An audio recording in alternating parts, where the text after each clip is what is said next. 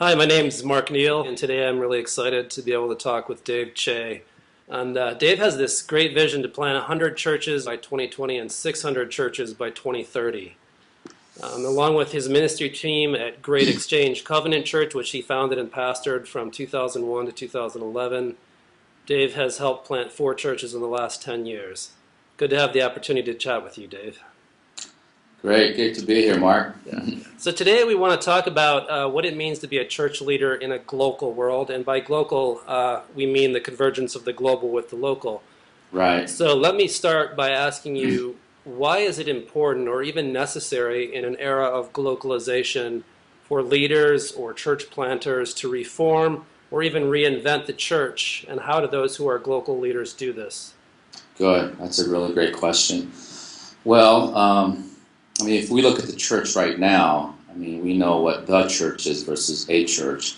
As we look at what's happened on Sunday mornings, for example, it's become institutionalized. There's a lot of emphasis on the celebrity pastor, the main communicator, and then everything happens on Sunday.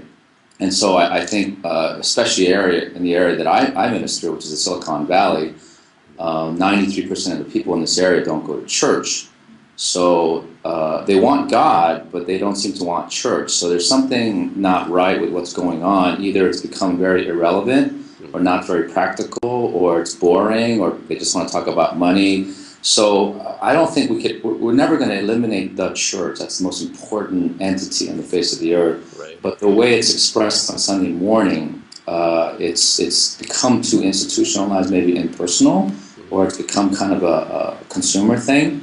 So as a result, a lot of local leaders are finding that they need to either reinvent or reformat what goes on Sunday morning to expand it, to see maybe it's a 24/7 thing and not just a Sunday thing. Okay.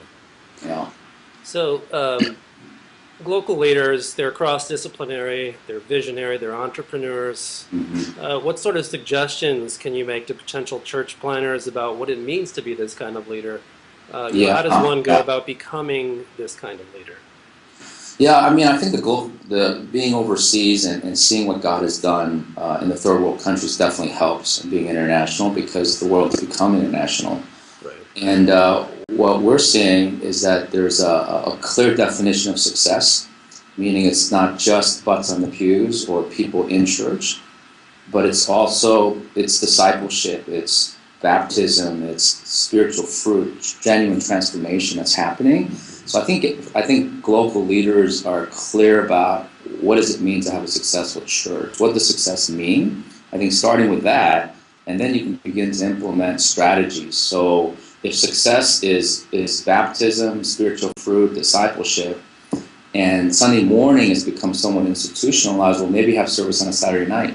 Right. On a night where the stigma of kind of a structure, institutional feel is not there. Another possibility is one of our church planters just planted a church at a bar. Right. And so once again, I think local leaders can be very creative and realize, well, this is where most of the world meets when they want to hang out. Well, why can't we bring church to that and redefine that? And so we're finding that local leaders are doing that, changing the location. I think another is an emphasis on the 9 to 5 window and not just the 10:40 window. The sense of like, okay, I've got to go overseas to be this kind of special Christian, Right. but the 9 to 5 window is right here.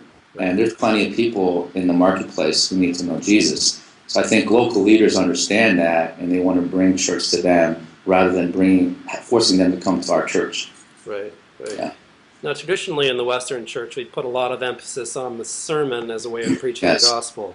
So for church planners in an urban and highly diverse area like yourself, and especially church planners in the local world, what are some practical ways that leaders can preach the gospel without the sermon? Yeah.